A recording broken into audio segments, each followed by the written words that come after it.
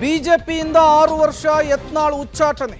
ಇದೇ ವಿಚಾರಕ್ಕೆ ಸಂಬಂಧಪಟ್ಟಂತೆ ಬಸನಗೌಡ ಪಾಟೀಲ್ ಯತ್ನಾಳ್ ತಮ್ಮ ಫಸ್ಟ್ ರಿಯಾಕ್ಷನ್ ಅನ್ನು ಕೊಟ್ಟಿದ್ದಾರೆ. ಉಪಕಾರವನ್ನ ಮಾಡಿದ್ರೆ ಅಪಕರಿಸುವಂತಹ ಕಾಲ ಇದು ಅಂತ ಹೇಳಿದ್ದಾರೆ. ಬಿಜೆಪಿಯಿಂದ 6 ವರ್ಷ ಯತ್ನಾಳ್ ಉಚ್ಚಾಟನೆಯ ವಿಚಾರಕ್ಕೆ ಸಂಬಂಧಪಟ್ಟಂತೆ ಯತ್ನಾಳ್ ಫಸ್ಟ್ ರಿಯಾಕ್ಷನ್ ಇದು. ಸತ್ಯವಂತರಿಗೆ ಇದು ಕಾಲವಲ್ಲ ಅಂತ ಹೇಳಿ ಯತ್ನಾಳ್ ಮಾತನಾಡಿದ್ದಾರೆ. ದುಷ್ಟ ಜನರಿಗೆ ಸುಭೀಕ್ಷವಾದ ಕಾಲ ಅಂತೇಳಿ ತಮ್ಮ ಮೊದಲ ಪ್ರತಿಕ್ರಿಯೆ ಕೊಟ್ಟಿದ್ದಾರೆ. ಉಪಕಾರವನ್ನ ಮಾಡಿದ್ರೆ ಅಪಕರಿಸುವಂತಹ ಕಾಲ ಅಂಥೇಳಿ ಬಸನಗೌಡ ಪಾಟೀಲ್ ಯತ್ನಾಳ್ ಮಾತನಾಡಿದ್ದಾರೆ. ವಂಶ ರಾಜಕಾರಣದ ವಿರುದ್ಧ ಧ್ವನಿ ಎತ್ತಿದ್ದೆ ತಪ್ಪ ಅಂತ ಪ್ರಶ್ನೆ ಮಾಡಿದ್ದಾರೆ. ನಾನು ನನ್ನ ಹೋರಾಟವನ್ನ ಮುಂದುವರಿಸ್ತೇನೆ, ಇದು ಯತ್ನಾಳ್ ಅವರ ಮಾತು. ಉಚ್ಚಾಟನೆಯಾದ ಬಳಿಕ ತಮ್ಮ ಮೊದಲ ಪ್ರತಿಕ್ರಿಯೆ ಕೊಟ್ಟಿದ್ದಾರೆ, ಫಸ್ಟ್ ರಿಯಾಕ್ಷನ್ ಅನ್ನು ಕೊಟ್ಟಿದ್ದಾರೆ.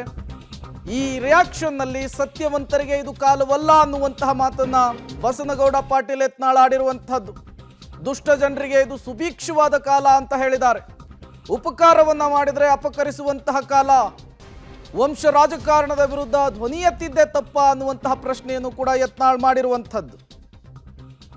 ಮತ್ತಷ್ಟು ಡೀಟೇಲ್ಸ್ ಅನ್ನು ಕೊಡ್ತಾರೆ ರವೀಶ್, ದೂರವಾಣಿ ಸಂಪರ್ಕದಲ್ಲಿ ಜಾಯಿನ್ ಆಗಿದ್ದಾರೆ. ರವೀಶ್, ಒಂದು ಕಡೆ ಉಚ್ಚಾಟನೆ, ಮತ್ತೊಂದು ಕಡೆ ತನ್ನ ಹೋರಾಟವನ್ನು ಮುಂದುವರಿಸ್ತೇನೆ ಅನ್ನುವಂತಹ ಮಾತು, ಏನೆಲ್ಲ ಬೆಳವಣಿಗೆಗಳಿಗೆ ಸಾಕ್ಷಿ ಆಗಬಹುದು ಬಿಜೆಪಿಯ ಈ ಬೆಳವಣಿಗೆಗಳು ಅಂತ?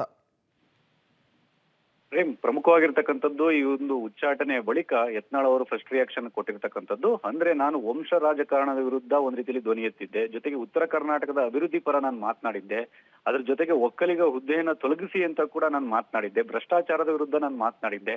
ಆದ್ರೆ ಇದೆಲ್ಲದಕ್ಕೂ ಕೂಡ ಕೊಟ್ಟಿರ್ತಕ್ಕಂಥ ಪಕ್ಷ ಒಂದ್ ರೀತಿಯಲ್ಲಿ ಬಹುಮಾನ ಅನ್ನೋ ರೀತಿಯಲ್ಲಿ ಕೂಡ ವ್ಯಂಗ್ಯವಾಗಿ ಮಾತನಾಡಿದ್ದಾರೆ. ಇಷ್ಟಾದ್ರೂ ಕೂಡ ನನ್ನ ಹೋರಾಟವನ್ನ ನಾನು ಯಾವುದೇ ಕಾರಣಕ್ಕೂ ಕೂಡ ನಿಲ್ಸೋದಿಲ್ಲ. ನನ್ನ ಹಿಂದುತ್ವ ಹೋರಾಟ ಆಗಿರ್ಬೋದು, ವಂಶ ರಾಜಕಾರಣ ವಿರುದ್ಧ ಹೋರಾಟ ಆಗಿರ್ಬೋದು, ಜೊತೆಗೆ ಭ್ರಷ್ಟಾಚಾರದ ವಿರುದ್ಧ ಹೋರಾಟದಾಗಿರ್ಬೋದು, ಯಾವುದನ್ನು ಕೂಡ ನಾನು ನಿಲ್ಸೋದಿಲ್ಲ ಅನ್ನೋ ಹೇಳೋದ್ರ ಜೊತೆಗೆ ಮಠಮಾನ್ಯಗಳು ಮತ್ತೆ ಕೆಲವರಿಗೆ ಹಿತೈಷಿಗಳಿಗೆ ಎಲ್ರಿಗೂ ಕೂಡ ಒಂದ್ ರೀತಿಯಲ್ಲಿ ಧನ್ಯವಾದಗಳನ್ನ ಹೇಳಿದ್ದಾರೆ. ಅದ್ರ ಜೊತೆಗೆ ಎಲ್ಲ ಒಂದ್ ಕಡೆ ಈ ತಮ್ಮ ಕಾರ್ಯಸೂಚಿಯನ್ನ ಒಂದ್ ರೀತಿಯಲ್ಲಿ ಫಲಪ್ರದ ಮಾಡ್ಕೊಳ್ಳೋದಕ್ಕೆ ಕೆಲ ಪಟ್ಟಭದ್ರ ಹಿತಾಸಕ್ತಿಗಳು ಏನು ಒಂದ್ ರೀತಿಯಲ್ಲಿ ಬೇರೆ ಬೇರೆ ರೀತಿಯ ತಂತ್ರಗಳನ್ನು ಅನುಸರಿಸಿ ಒಂದ್ ರೀತಿಯಲ್ಲಿ ಪ್ರಕ್ರಿಯೆಗಳನ್ನು ನಡೆಸಿದ್ರು, ಅದನ್ನ ಮುಂದುವರಿಸಿದ್ದಾರೆ ಅನ್ನೋ ಮಾತುಗಳನ್ನು ಕೂಡ ಯತ್ನಾಳ್ ಅವರು ಹೇಳಿರ್ತಕ್ಕಂಥದ್ದು.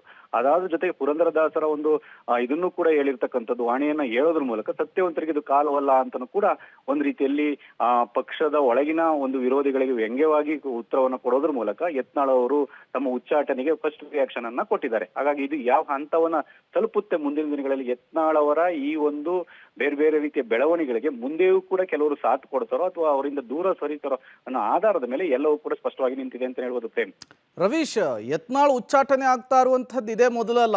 2015ರಲ್ಲೂ ಕೂಡ ಇದೇ ರೀತಿ 6 ವರ್ಷ ಉಚ್ಚಾಟನೆ ಆಗಿದ್ರು. ಈಗ 2ನೇ ಬಾರಿ ನನ್ನ ಹೋರಾಟವನ್ನು ನಾನು ಮುಂದುವರಿಸ್ತೇನೆ ಅನ್ನುವಂತಹ ನುಡಿಗಳನ್ನು ಕೂಡ ಆಡಿದ್ದಾರೆ. ಸೊ ವಾಟ್ ನೆಕ್ಸ್ಟ್ ಅನ್ನುವಂತಹ ಕುತೂಹಲ ಸಹಜವಾಗಿ ಮುನ್ನೆಲೆಗೆ ಬರ್ತಾ ಇದೆ ರವೀಶ್. ಪ್ರೇಮ್, ಖಂಡಿತವಾಗಿಯೂ ಕೂಡ ಪಕ್ಷದ ಒಳಗಡೆ ಇದ್ದುಕೊಂಡು ಅದರ ಶಾಸಕನಾಗಿ ಮತ್ತೆ ಶಾಸಕಾಂಗ ಪಕ್ಷದ ಸಭೆಯಲ್ಲಿ ಮಾತನಾಡುವಂಥದ್ದು ಮತ್ತೆ ಹೊರಗಡೆ ಮಾತನಾಡುವಂಥದ್ದು ಬೇರೆ. ಆದ್ರೆ ಪಕ್ಷದಿಂದ ಉಚ್ಚಾಟನೆಯಾಗಿ ಮಾತನಾಡುವಂಥದ್ದನ್ನ ಎಷ್ಟರ ಮಟ್ಟಿಗೆ ಸೀರಿಯಸ್ ಆಗಿ ತಗೋಬೇಕು ಬಿಡಬೇಕು ಅನ್ನೋದು ಕೂಡ ಬಿಜೆಪಿಗೆ ಬಿಟ್ಟಿರುತ್ತೆ. ಜೊತೆಗೆ ಬಿಜೆಪಿ ಒಳಗಿನ ಕೆಲ ಶಾಸಕರುಗಳಾಗಿರ್ಬೋದು ಮತ್ತೆ ಕೆಲ ಮುಖಂಡರುಗಳು ಯತ್ನಾಳ್ ಅವರಿಗೆ ಯಾವ ರೀತಿ ಸಪೋರ್ಟ್ ಮಾಡ್ತಾರೆ ಅಂತ, ಆಗ್ಲೂ ಕೂಡ ಒಳಗಡೆಯಿಂದ ಬೇರೆ ಬೇರೆ ರೀತಿಯಲ್ಲಿ ಕೂಡ ಯತ್ನಾಳ್ ಅವರಿಗೆ ಸಪೋರ್ಟ್ ಮಾಡಿದ್ರೆ ಮತ್ತೆ ಬಿಜೆಪಿಲಿ ಅಶಿಸ್ತು ಮುಂದುವರಿಯುತ್ತೆ, ಮತ್ತೆ ಯತ್ನಾಳ್ ಅವರಿಗೆ ಒಂದ್ ರೀತಿಯಲ್ಲಿ ಅದು ಬೂಸ್ಟ್ ಆಗಿ ಸಿಗುತ್ತೆ. ಹಾಗಾಗಿ ಆ ಬೂಸ್ಟ್ ಕೊಡುವಂತ ಒಂದು ಪ್ರವೃತ್ತಿ ಪಾರ್ಟಿ ಒಳಗಡೆ ಮುಂದುವರಿಯುತ್ತಾ ಅಥವಾ ಹೈಕಮಾಂಡ್ ನ ಈ ಒಂದು ವಾರ್ನಿಂಗ್ ಕಾಲ್ಗೆ ಒಂದ್ ರೀತಿಯಲ್ಲಿ ಎದುರಿ ಒಂದ್ ರೀತಿಯಲ್ಲಿ ಹಿಂದೆ ಸರಿತಾರನ್ನು ಕೂಡ ಕಾದ್ದೋಡ್ಬೇಕಾಗತ್ತೆ. ಆದ್ರೆ ಉಚ್ಚಾಟನೆ ಆದ ಬಳಿಕ ಮಾತನಾಡಿದಂತಹ ಸಂದರ್ಭದಲ್ಲಿ ಪಕ್ಷಕ್ಕೂ ಮತ್ತೆ ಯತ್ನಾಳ್ ಅವ್ರಿಗೂ ಸಂಬಂಧ ಇಲ್ಲ ಅಂತ, ಆಗ ಬೇರೆ ಬೇರೆ ರೀತಿಯಲ್ಲೂ ಕೂಡ ಮಾನನಷ್ಟ ಮೊಕದ್ದಮೆ ಬೇರೆ ಬೇರೆ ರೀತಿಯ ಕಾನೂನು ಹೋರಾಟವನ್ನು ಕೂಡ ಬಿಜೆಪಿ ನಾಯಕರುಗಳಿಗೆ ಶಕ್ತಿ ಇದ್ರೆ ಮಾಡಬಹುದು, ಮಾಡಬೇಕು ಅಂತಂದ್ರೆ, ಇಲ್ಲ ಅಂದ್ರೆ ಅವ್ರನ್ನ ನಿರ್ಲಕ್ಷ್ಯ ಮಾಡುವಂತ ಸಾಧ್ಯತೆ ಕೂಡ ಜಾಸ್ತಿ ಇರುತ್ತೆ. Prem, okay, thank you Ravish ತಮ್ಮೆಲ್ಲ ಮಾಹಿತಿಗಾಗಿ. ಪದೇ ಪದೇ ವಿಜಯೇಂದ್ರ ವಿರುದ್ಧ, ಯಡಿಯೂರಪ್ಪ ವಿರುದ್ಧ ಗುಟುರು ಹಾಕ್ತಾ ಇದ್ದಂತಹ ಯತ್ನಾಳ್ ಅವರಿಗೆ ಈಗ ಉಚ್ಚಾಟನೆಯ ಬಿಸಿಯನ್ನ ಹೈಕಮಾಂಡ್ ತಟ್ಟಿಸಿರುವಂಥದ್ದು ಮುಂದಿನ ಬೆಳವಣಿಗೆಗಳು ತುಂಬ ಕುತೂಹಲಕ್ಕೆ ಕಾರಣವಾಗ್ತಾ ಇದೆ.